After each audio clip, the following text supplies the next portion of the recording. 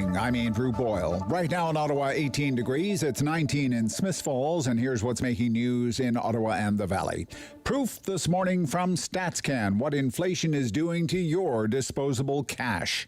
Higher inflation rate than expected last month and the highest in almost 40 years. With the details, here's our senior business editor, Mike Eppel. The expectation was for around 7.3%, which would still be sky high. 7.7%, though, is pointing to what is going to be a very interesting summer indeed for borrowing costs. The Bank of Canada, before today, was expected to be raising its benchmark interest rate next month by 75 basis points. Do they go a full percent here now with an inflation rate that is at a runaway pace? Gas prices year over year up by 48% in May. And all of this just leading to increasing costs, price pressures for consumers, inflation, the number one concern right now for voters, and it's going to put even more pressure on the federal government to do something about perhaps gas taxes. We're hearing a lot of talk out of the U.S. this morning about a reduction this summer in gas taxes stateside. So again, the inflation rate, 7.7% for May, highest since January 1983. At the City News Business Center, I'm Mike Eppel. City News Time, 9:01. Traffic note this hour, National Research Council holding a fire test. This is in Bell's Corners, just south of the 417 off Tim Road. The NRC says smoke and flames are going to be visible from the 417, but keep in mind that is just a test. Now with your forecast, here's meteorologist Jill Taylor. It will be a warmer day for us today, but we are in for mixed conditions with some scattered showers and thunderstorms at times. A warmer day, though, the high 28 will feel like 34 with the humidity. More scattered showers or thunderstorms tonight, 18 for the low. And tomorrow becoming less humid, the high only 20 degrees. More showers and thunderstorms. For today, the high 28. And right now it's 18 degrees in Ottawa, 19 degrees in Smiths Falls. City News Time, 9:02. Well, city councillors are being greeted by protesters at City Hall this hour as the group Acorn is pushing for more affordable housing. That group says it wants the inclusionary zoning policy in Ottawa to include up to 35% affordable housing units, up from the current 10. Councillors have a lot more than housing on the agenda for today. With the details, here's City News reporter Chris Curries. There are a number of inquiries that need responding to, like Level 0 ambulance incidents, the Salvation Army site on Montreal Road, and convoy follow-ups, like why have only half of the parking tickets issued been paid so far. There's also an Auditor General report, which includes a cybersecurity investigation update. We've also got some more motions dealing with the storm. Councillors Laura Dudas and Glenn Gower would like to see better communication and training when it comes to natural disaster situations. Councillor Keith Eglai wants to see gas stations and apartment buildings with elevators have access to generators, while Ralston King and Riley Brockington are asking the mayor to write to Hydro Ottawa in an effort to better improve the communication strategies in a disaster from hydro to residents. Chris Curries, City News. City News Time, 9:03. At least 1,000 people were killed, 1,500 injured after a powerful earthquake struck a mountainous region of eastern Afghanistan. Now, the country's state-run news agency says this was a magnitude 6.1 quake near the border with Pakistan. It is one of the deadliest earthquakes in decades. Rescuers have rushed to the area by chopper, but the response is likely to be complicated. Many international aid agencies have left Afghanistan following the Taliban takeover. I'm Andrew Boyle for News Anytime. Follow up online at ottawa.citynews.ca.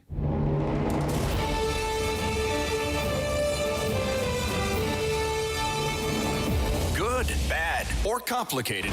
There's no news in Ottawa and the Valley he won't talk about. It's the Rob Snow Show on Rogers TV and City News. 101.1 FM and 1310 AM. Yeah, we're back at it. A lot of big news stories in the mix. We're going to do our best to keep you right up to date on everything that's happening, give you the opportunity to react to some of these major news stories coming up during our talkback hour between 10 and 11 o'clock at 750-1310. Good morning. Welcome to the Rob Snow Show. Hey, that's me. Locally, City Council meeting happening today. Not too many of these left. I think this may be the last, second to last City Council meeting before they call it quits for the summer. And then there's the municipal election in the fall. Our friends at Rogers Television we'll leave the Rob Snow Show at 10 o'clock and bring you the City Council meeting. Just keep it here on City News throughout the day. We'll be giving you all the highlights from the Andy Hayden Hall. There's Freedom Convoy stuff still trickling out of council meetings, storm stuff, Hydro Ottawa annual report, big report on red evictions, level 0 for ambulance service, inclusionary zoning. Plenty to keep a City Hall reporter busy today, and we will have one, and that person will be busy on your behalf. Also in the mix, the LRT inquiry.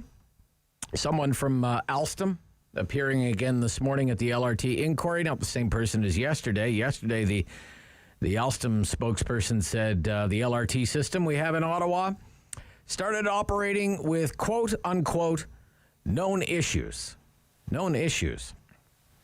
Known to them, unknown to us, and then we all got to know about them. Just wasn't enough testing done. And some of the issues, like the problems with the doors, could have been fixed, but they weren't because there wasn't enough time. They were in a rush. And I think as the days turn into weeks, that's what's coming through loud and clear as a result of this inquiry that the City Council and the Mayor voted against having, that this LRT we have in Ottawa was a rush job. So, City Council meeting, LRT inquiry, that's on the local front. Then, in federal politics, my goodness, a couple of big news items. One was a bombshell that came out of another public inquiry that's happening, the Mass Casualty Commission in Nova Scotia investigating the mass shooting in Portapique. And that took up a lot of time in the daily question period in the House of Commons yesterday. We'll have some highlights for you later. Because evidence, key word there, evidence, was presented at that inquiry.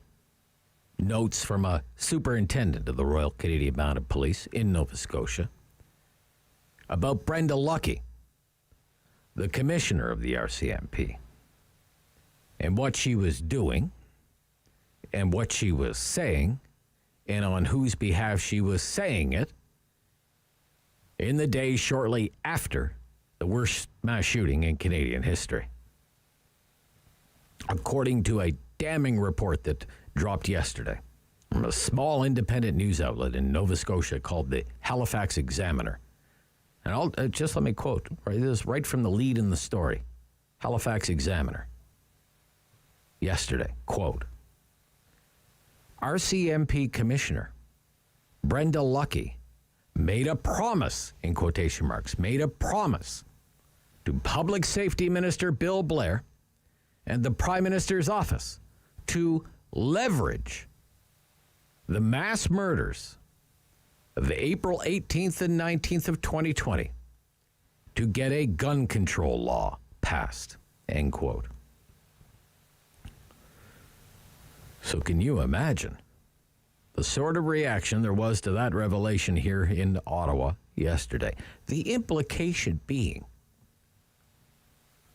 the Trudeau Liberals sought to compromise an active police investigation.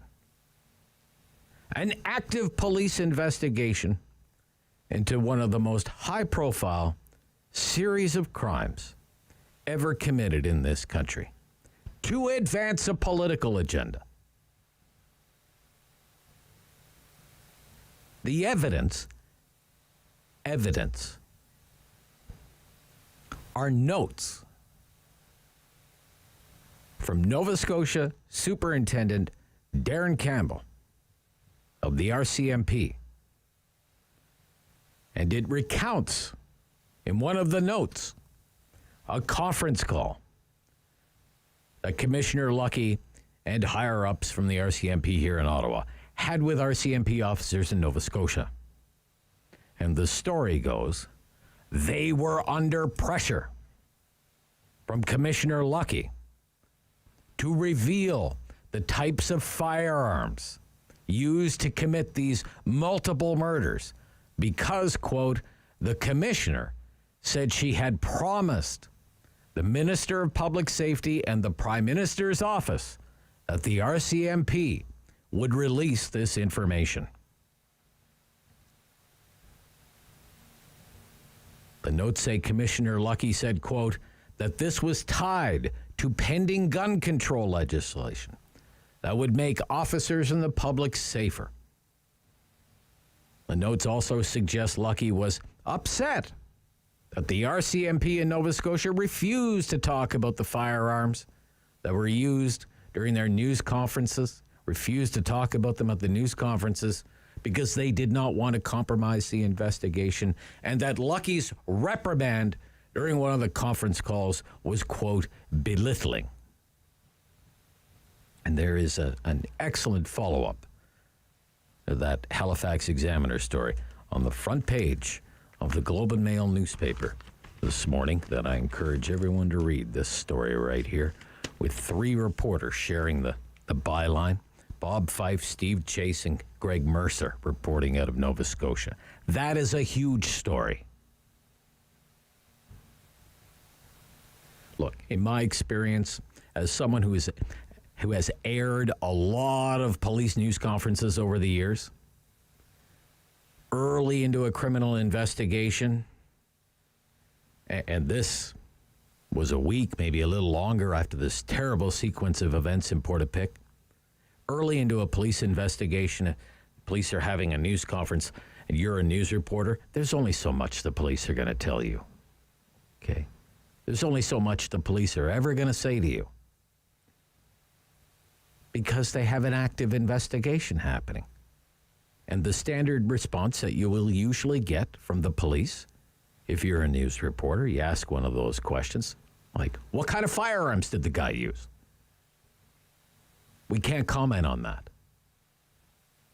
It's part of the ongoing investigation. We don't want to compromise our investigation. You think about this. There's an American component. Does the guy have accomplices? How did he get these weapons? All kinds of unknowns. It's only been a week, 10 days. So the allegation is, that one could take away from these notes, is that the commissioner of the RCMP, at the behest of political masters here in Ottawa, was willing to compromise an active police investigation to advance a political agenda. Denials, of course, all around from the commissioner and from Liberal cabinet ministers here in Ottawa. Not true, they say. Well, they said the same thing about SNC-Lavalin, didn't they? And interference into that criminal investigation of that Quebec engineering company. So I'm telling you what, the house can't rise enough soon enough if you're an Ottawa Liberal right now. That has the potential to blow up into a major scandal for this government. The other major news story we are following this morning is the annual inflation rate just released by Statistics Canada. It's the May number, and once again, it's stronger than what the economists were expecting at 7.7%. 7.7% inflation, of 1.1% seasonally adjusted just in the month of May. Even when you strip out gasoline prices, the number still came in at 6.3%. It is the largest yearly increase since January of 1983. 1983, January. Number one song, January 1983. There were actually 2 that topped the hit parade that year. Man Eater by Hall & Oates. Oh, here she comes. And Down Under by Men at Work. You remember? Another classic tune. Number 1 at the box office, January 1983, the smash hit and timeless classic, Tootsie, starring Dustin Hoffman as an unsuccessful actor who disguises himself as a woman in order to get a role in a trashy hospital soap opera. Nominated for 10 Academy Awards. Yeah, it was a good time for pop culture. Not so good for inflation. We dig a little deeper into where we were digging a little deeper last month to pay for things. Gas prices up 12%. Overall energy prices are up almost 35% year over year. Between May of last year and May of this year, gas prices are up 48%. fuel oil and, quote, other fuels, like think propane, up 95%. But the Natural Resources Minister is quoted in the news media this morning saying that a cut to fuel taxes, some sort of relief for Canadians, would be irresponsible. That would be irresponsible. Thanks for nothing, buddy. I guess we're all just expected to eat it. Oh, if you can afford to eat. Because on the food side, fresh vegetable prices up 10.3%. Onions, peppers, carrots, luxury items now up 10.2%. Meat prices up 10% in a month. Fish prices up 11% year over year. Meals at restaurants up 6.8%. Shelter costs 7.5%. As for wages, are they keeping up? No, of course they're not. StatsCan says average hourly wage is up 3.9% year over year in May.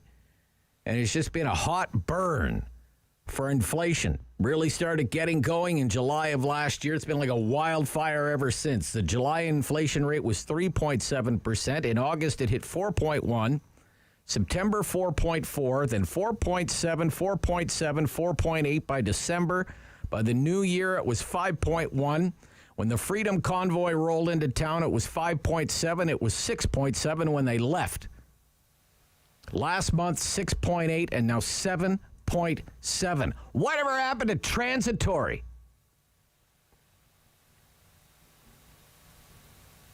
In January, just this past January, the average Canadian gas price, this is in the report this morning, the average Canadian gas price was $1.46. You'd take that right about now, wouldn't you? $1.46, you'd think, I got a bargain today. By the end of May, it was $194.8.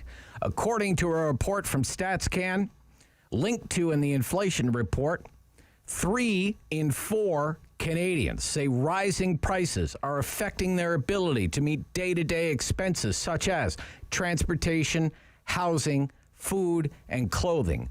Urban residents report being most affected by food costs, up 44% on this government's watch. It's transportation for rural residents. And 1 in 5,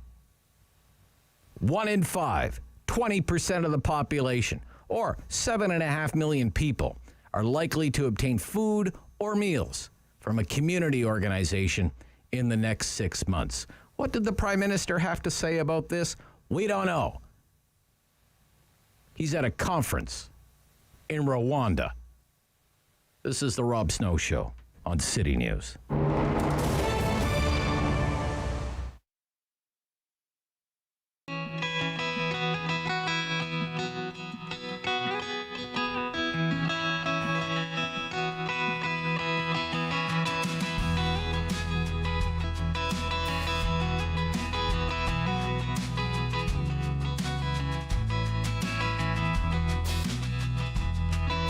Slept down in the valley where the Saskatchewan flows, and I've got my feet full of Alberta rose, Alberta rose, Alberta rose. Prickles in your feet makes you feel like going home.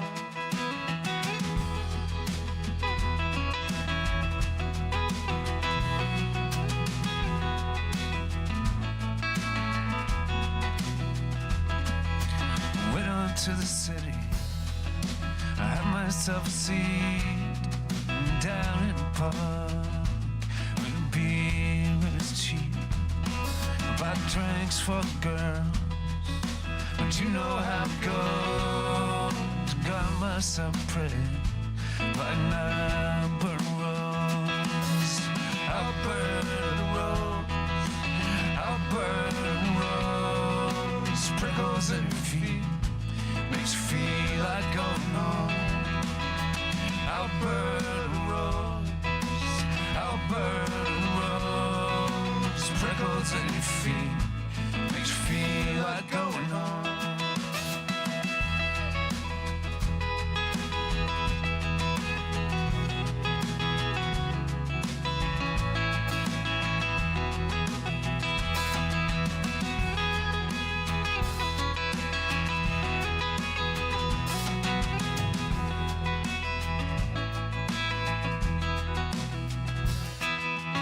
slept down in the valley where Saskatchewan flows, and I got my feet full of Alberta rose, Alberta rose, Alberta rose, prickles in your feet, makes you feel like going home. Alberta rose, Alberta rose, prickles in your feet, makes you feel like going home.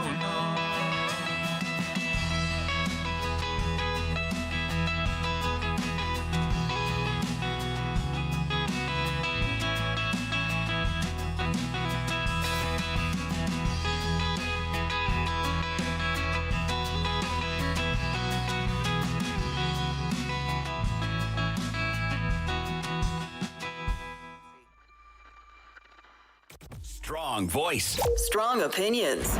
Rob Snow Show returns on Rogers TV and City News. 101.1 FM and 1310 AM. 7.7%. The inflation number posted by StatsCan less than 90 minutes ago. Instant analysis on the Rob Snow Show from Philip Cross, former chief economic analyst for Statistics Canada, now senior fellow with the Macdonald-Laurier Institute. Good morning. Welcome back. Good morning. Thanks for having me on. What do you think of the number? Bad and getting worse.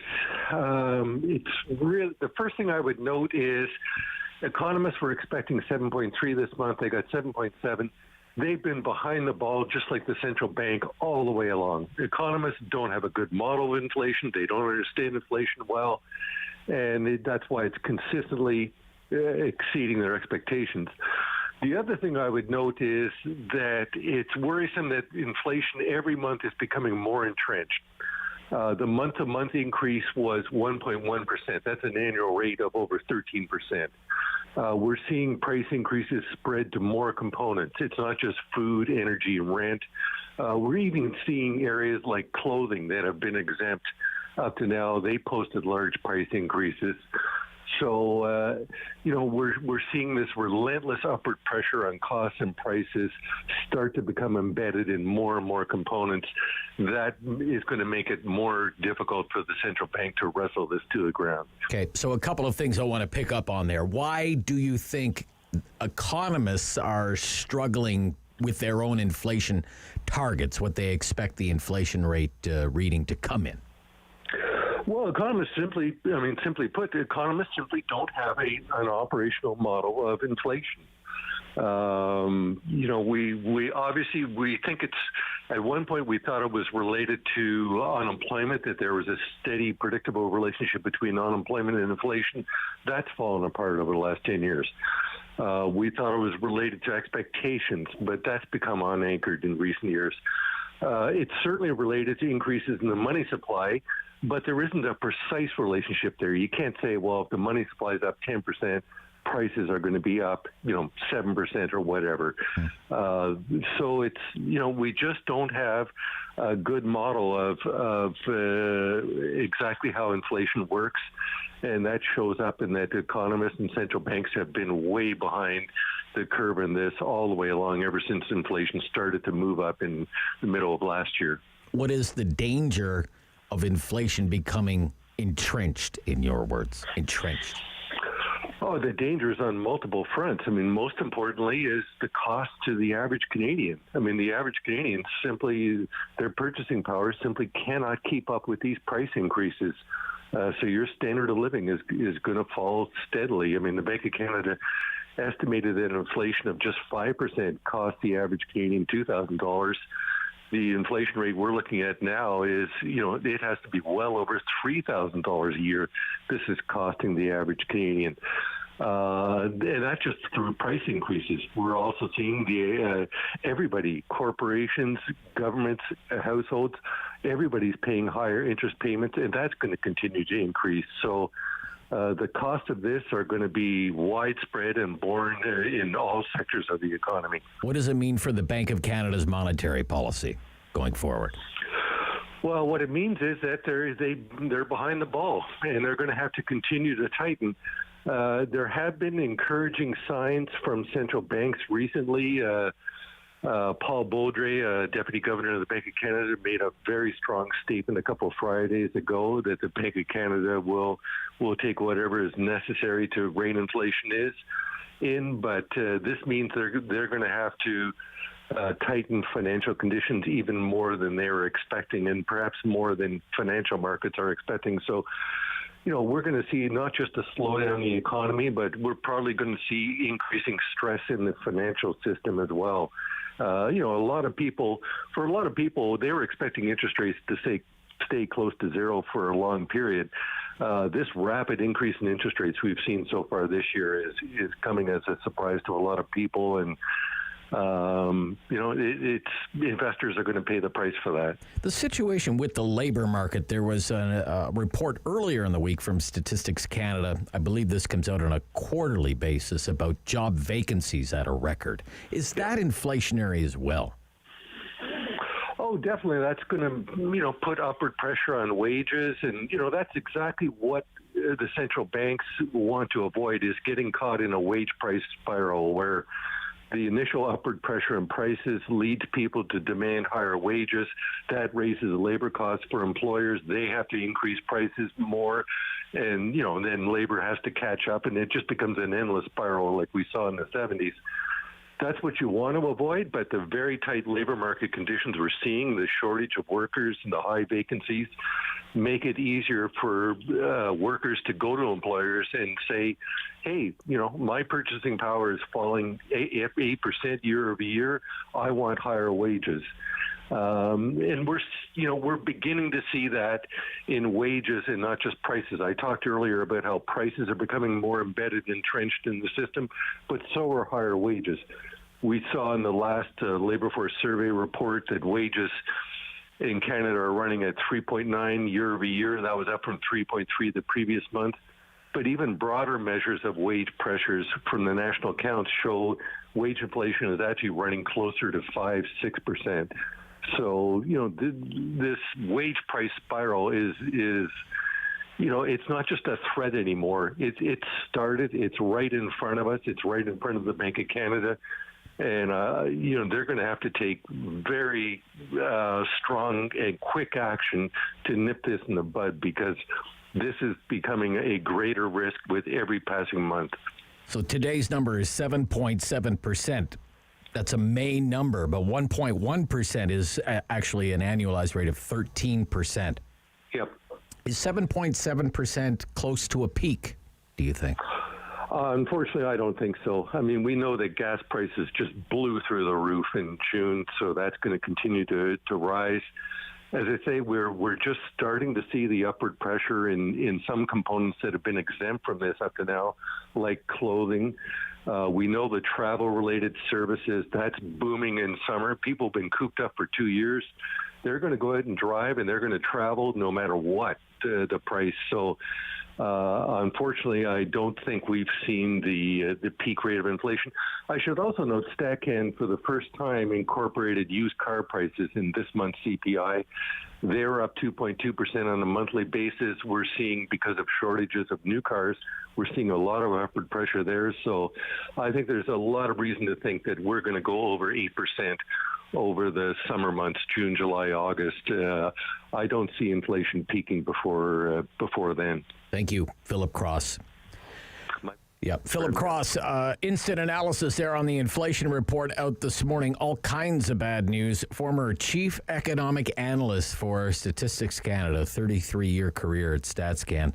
Now senior fellow, Macdonald Laurier Institute. This is the Rob Snow Show. The news is next on City News.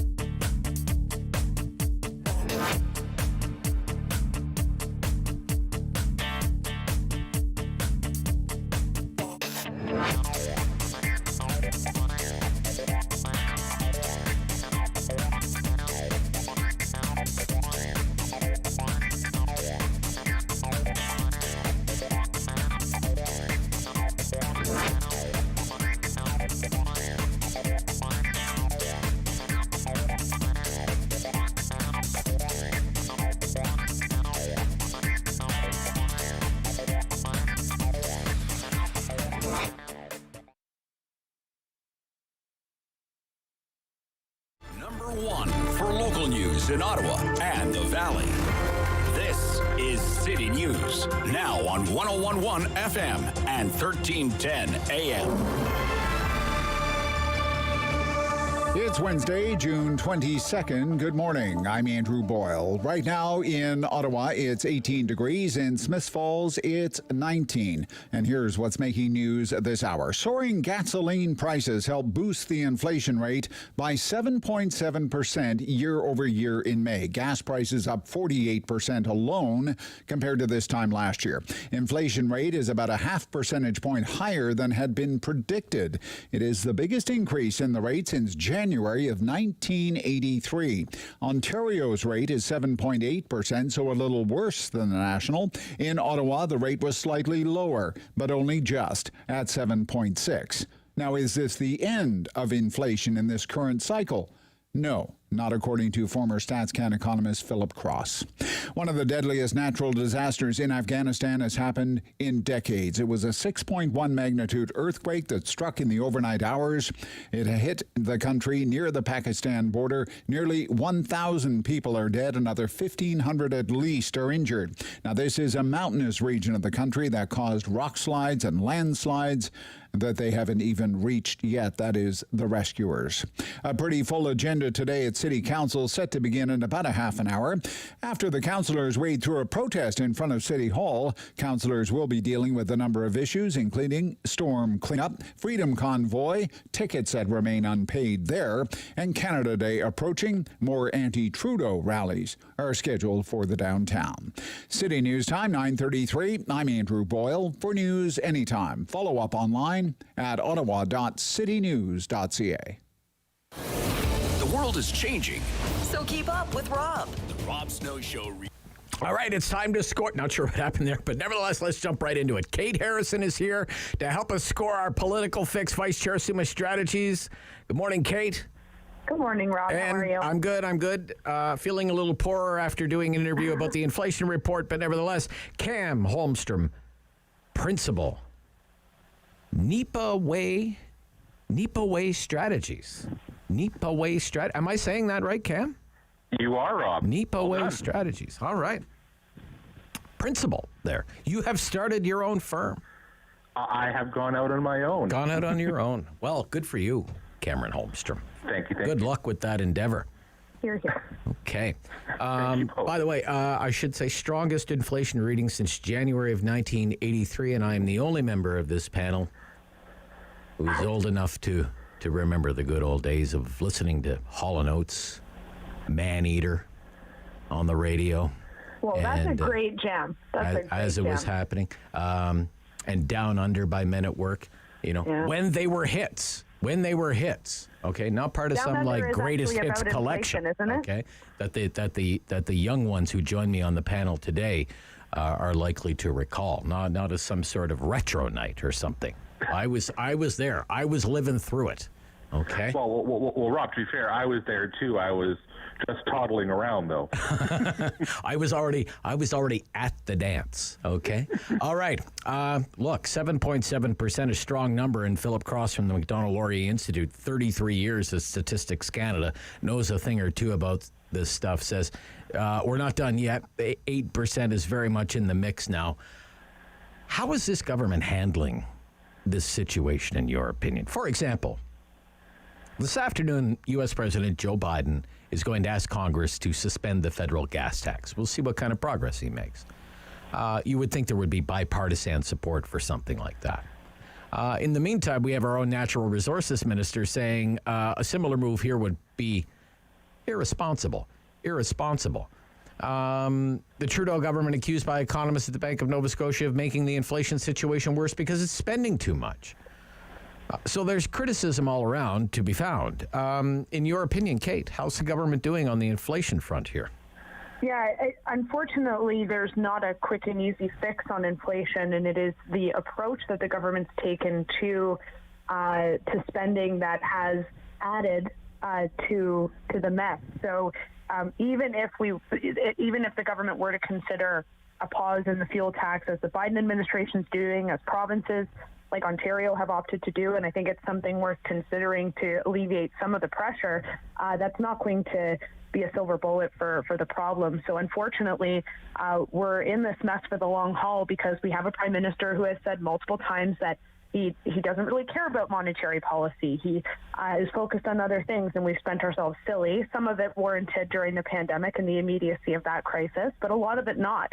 And now we're stuck with this, and spending our way out of it isn't going to help. A pause in the fuel tax is something we should consider. If Biden's considering it, no one's saying that he doesn't also care about climate change, and I think that that's the hang-up for this government, is they're worried about the optics when they're trying to, sell a bunch of zero-emission vehicles at the same time. Okay. Cam Holmstrom? See, to me, there's an interesting thing about this, and I think part of it is the fact that there's no silver bullet because we're not dealing with one problem. We're dealing with multiple problems that all have their own individual potential solutions, some of which the government can't control. Like, look at the price of gas. Price of oil is a great example. That has nothing to do with the government spending policy. That has everything to do with Russia and Ukraine. Right. So the fact is that that's going to continue to remain high. So yeah, you could lower the gas tax revenue, especially maybe not so much the gas tax revenue as the GST portion of the gas tax, because obviously well, take your pick. 50 cents a liter of it is tax. 50 cents a liter of it is tax, Cam. 50 cents a liter of it is tax. But here's the thing, though, Rob. What happens, though, is what we're seeing what happened in Alberta when they did it. The oil companies just stepped in and made up the difference and filled it in and took that as profit, right? So they're not any better off for having done it. Lowest gas price in the country. Lowest gas price in the country. Well, they always have the lowest gas price in the country, though. They're not any more appreciably further off. So yes, you could do that. And yes, I think it would be a welcome move. But I also think to realize that the effect of it's going to be minimal. But I guess my problem with the government here is that they don't seem to be willing to do anything at all, period. They're just sitting and waiting it out. Yeah. And that's not helping anybody. There just doesn't seem to be. I want to know if can we agree on this? They don't seem to be seized with it. There doesn't seem to be a sense of urgency. Absolutely agree. They are not seized with it. Like when you looked at Minister Freeland's speech from last week, she very much was just kind of saying, "Oh, look at all these things we've already done," when really they haven't done anything, and they're not responding to what's happening or getting ahead of it. And I guess to me, that's where my problem with this comes in, is that you have to be willing to step in and actually take those steps. I think we've seen a government, especially over the last couple of months, that's stuck in inertia. They're not really looking to do too much, and they're not exactly feeling like they have to explain it, which is a problem. Because you know what? The fact is, I know my grocery bills have gone up through the roof. The natural gas bill is going up. Sure. In July. I mean, StatsCan links through to a report in its CPI report this morning. 3 in 4 Canadians tell Statistics Canada rising prices are affecting their ability to meet day-to-day expenses. Right. Day-to-day expenses. 20% of Canadians are likely to obtain food or meals from a community organization in the next 6 months. Look, you two have been around long enough. If StatsCan knows that, they know that in the Prime Minister's office too. They probably have polling to that effect. So it's inexplicable why they're not acting with more urgency on this. Kate, what do you think, Kate? It's because acting is not easy. You can cut taxes all you want unless it is accompanied by a cut in spending, which this government has always been reluctant to do. It won't make a difference. So those two things need to go together in order for them to actually have an impact. And this government is not exactly thrifty, and they spend at ease. And I think that that's going to be a very difficult habit for them to break, and it'll come at the expense of Canadians. Okay, let's talk about the opposition here, and particularly in the context of the frontrunner for the Conservative Party leadership race. And what he was talking about and what he's been talking about lately, inflation and Pierre Poilievre. Okay, you read the news media this morning. It's more of Poilievre, what I call trucker love. Pierre supporting Canadians who, quote, peacefully stand up for their rights, because the city's kind of on edge, wondering what Canada is going to look like. Poilievre has talked a lot about inflation, but he's also talked a lot about Bitcoin, okay? And Bitcoin has crashed, okay? So now he seems to be more interested in talking about vaccine mandates and trucker love. than fighting inflation. And I wonder if that's because he knows his credibility has been hurt because of the slide in the value of cryptocurrencies. Cam, why don't you take a shot at that? Well, you know what? Let's look at what he also said on inflation. Like, it wasn't that long ago, less than a month ago, when the Bank of Canada started raising interest rates to help bring in control housing costs, which is a big driver of inflation. He was going after the bank, saying you're making borrowing more expensive. Right? So he was actually going after the Bank of Canada for trying to lower inflation. Right? So he was trying to have it both ways. And I think he's been trying to have it both ways on a lot of this stuff. You know, with the whole trucker piece, it's interesting, you know, that the group who are organizing this thing put out a tweet saying Pierre Poilievre has reached out and he is coming, and then he's like, no, I'm not. Like, again, trying to have it both ways. And I think this is part of his instinct as a leader. And it helped bring a solution in this. And I think this is where, if you had someone, a leader who had strong managerial, strong government experience and was solutions oriented, could be just absolutely mopping the floor at Justin Trudeau right now. Because I think if he had stuck to inflation, he probably would be. I think if he stuck to inflation, he probably would be. But the problem is that what's the solution, right? Again, the fact is, part of the reason why our inflation is so bad is because of elevated housing costs, and that part of it has to do with interest rates. So you have to raise interest rates to bring down the costs. So he can't sit here and say housing's too expensive. By the way, Bank of Canada, don't also try to actually lower the cost of housing. Okay, right? So you all can't right. have it both ways. All right, Kate, what do you think? Yeah, I mean, this is the guy who coined the term just inflation. Right. He has a message out almost daily on the economy, cost of living, and those issues. So I'm actually not sure that I agree with the premise that he's more focused on vaccines and truckers. I think he's able to walk and chew gum at the same time. And if I'm looking at the current crop of conservative leadership candidates and thinking who's got their finger on the pulse of cost of living issues and the inflation challenge that we face, I mean, it's pretty much hands down Poilievre. He's speaking to people in a way that really connects. So I'm not sure that his focus is elsewhere. I think he'll probably be out talking about this very thing today, given the numbers that we've seen. And he was the former finance critic. He has been really digging into these issues for some time, compared to some of the more establishment politicians. Like, so you don't think he's hammering away on the wrong issues? I'm saying more. I want to hear more of the inflation fighting Pierre Poilievre and the less trucker love Pierre Poilievre. That's what I want to hear. Yeah, I think that's fair.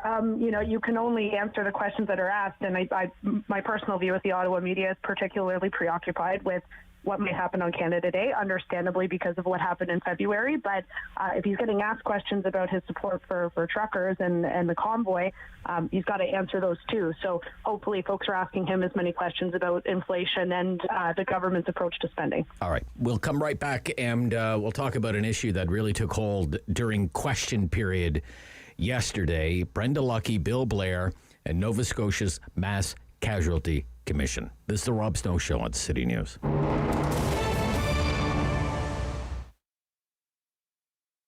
We're encouraging people to rethink Dieppe, right? For the longest time in Canadian history, the Dieppe raid was seen as sort of a massacre, was seen as a failure of operation. You can imagine us, Canadian soldiers, going to Europe, and it's the first big mission that we're allowed to take the lead on, right? General Criard is there. We're getting ready. 6,000 troops are ready. They're ready to take the town of Dieppe and start the process of taking back Europe.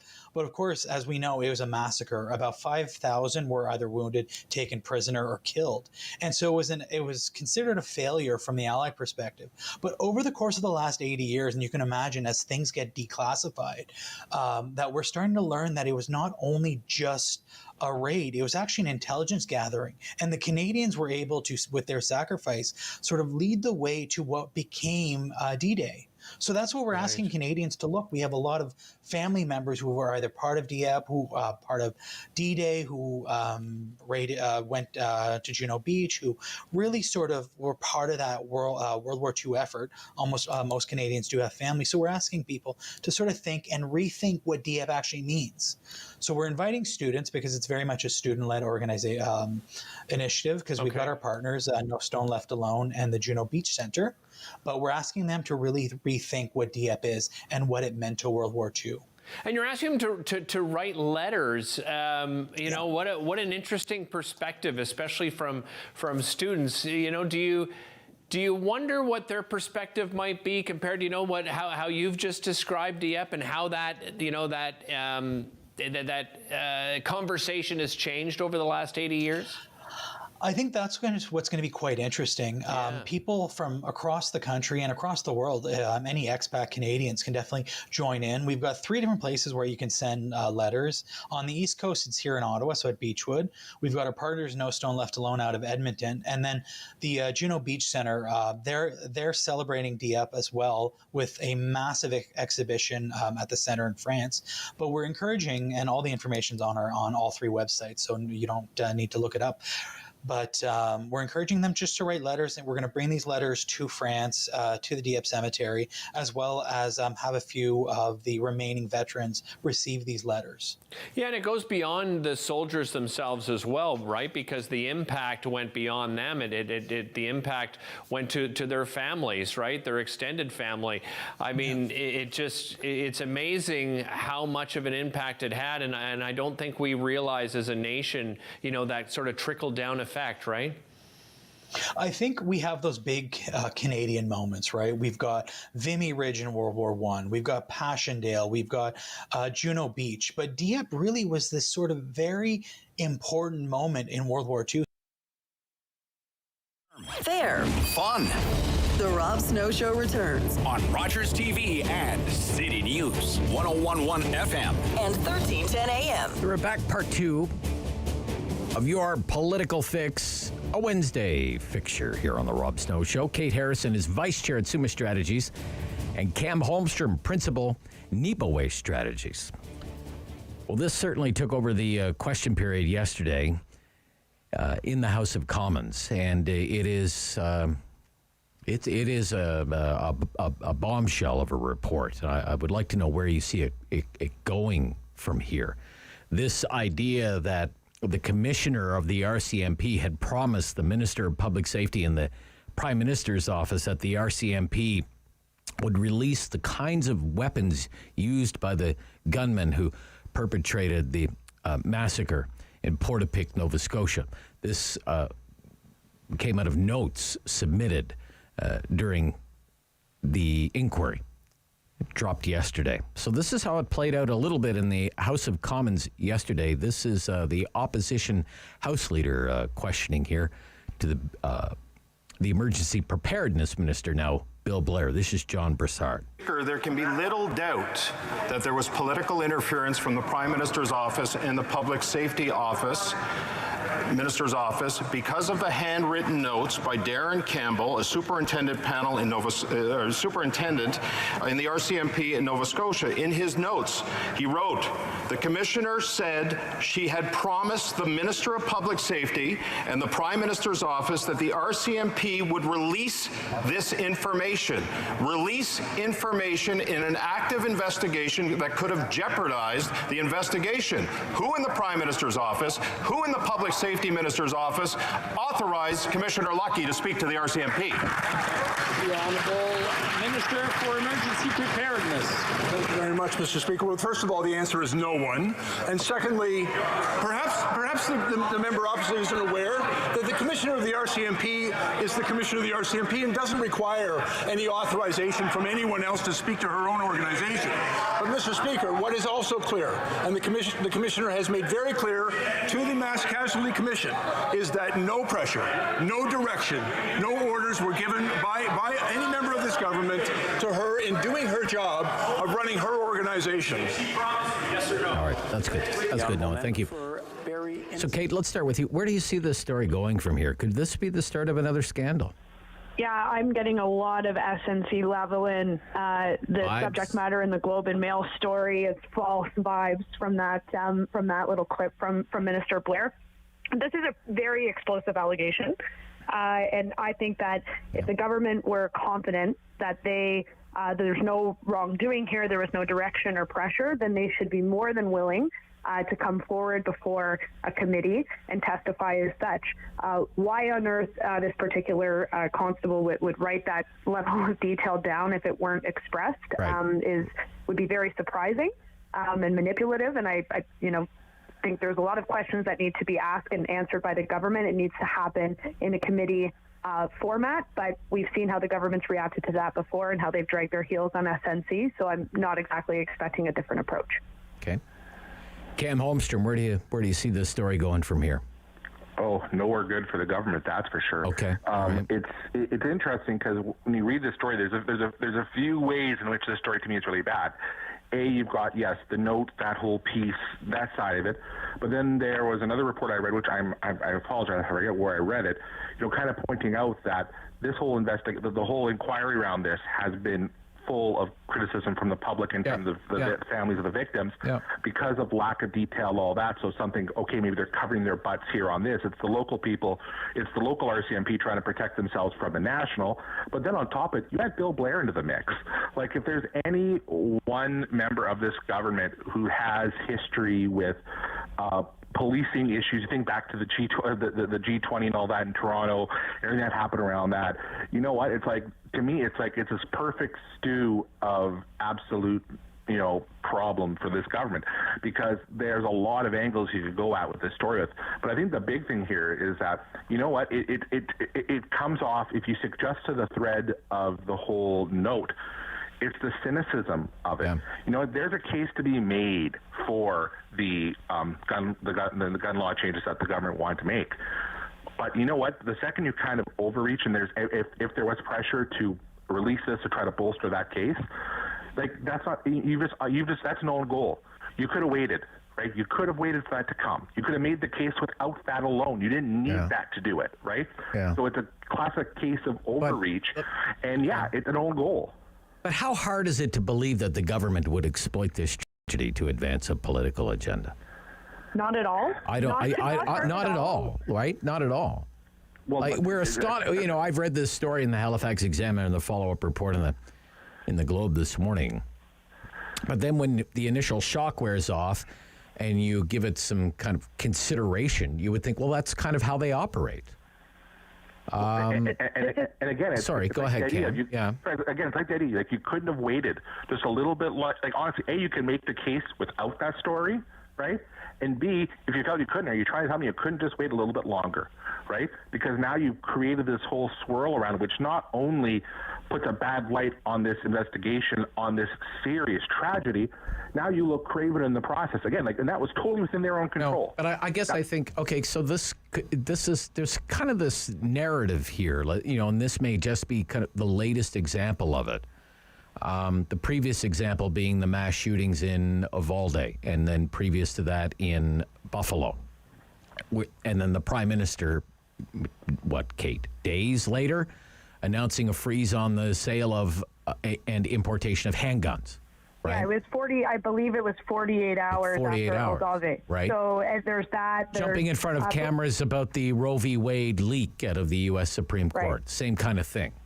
And they brought in vaccine mandates the day before the beginning of the election, something inherently personal, divisive, et cetera, without any real, consultation or discussion leading up to that point. So this is a government that is completely content to use personal circumstances and tragedies to piggyback on legislation. So that's why this isn't difficult to believe. And even, Rob, if there weren't direction or pressure applied by the government, if the RCMP commissioner was willing to offer up that kind of a promise or a commitment to them proactively, then she needs to be questioned as well. And the arm's length between those two bodies really needs to be examined and questioned. Yeah. See, here's what I want to know.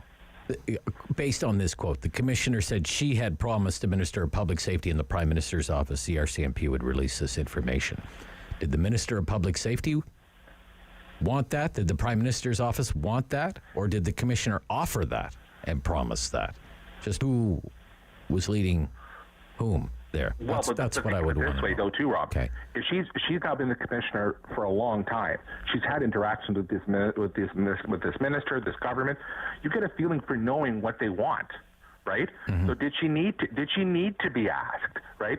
Was she able to take the hint without actually having been asked to do it, right? Again, there's something that builds up to this, right? Right. Okay. So all right. It in any way, it's bad. And honestly, if you're the government and you're being told this, right? They always had the ability to say, if they were getting the feeling that the commissioner was doing this to please them, say no, don't do it. right? Keep in mind the level of pressure that had been on the RCMP in the months before this on cases of sexual assault misconduct in the RCMP and wrongdoings of the RCMP. The commissioner had been called before committee. They were under fire. The RCMP have been under fire for a long time and in the public eye, and then this happened. So the timeline needs to be examined. So look, add this, okay? Plus, Freedom Convoy Emergencies Act hearings not going well for the government. Mendocino under constant attack. Resign. The airports are a mess. You need to bring a tent and a sleeping bag if you want to get a passport. Inflation, now, the strongest in decades. True cost of living crisis. Housing prices down. Stock markets down. Liberals down in the polls behind the Conservatives. If you're the Prime Minister, how do you spend your summer, Cam? Retirement plans? Retirement plans. Okay. Seriously, Really? Wow. I said I've been on the record of this since the last election that there would be 3 leadership campaigns that would happen, including theirs. So if you're going to be stepping out the door anyway, you've got a supply and confidence agreement that's going to put you through for another few years. You know what? Maybe now is the time to take that walk in the sand for him. Sand. But, Tofino. Yeah. Long walk in the sand in Tofino. Surfboard in the hand. Okay. Kate, how does the Prime Minister spend his summer? There needs to be a really big pivot and refocus on some core priorities here. Maybe it's a mini cabinet shuffle. Maybe there's some kind of a plan to hit the ground running in September. This program is brought to you by Ignite TV. Now you're in command. Visit Rogers.com.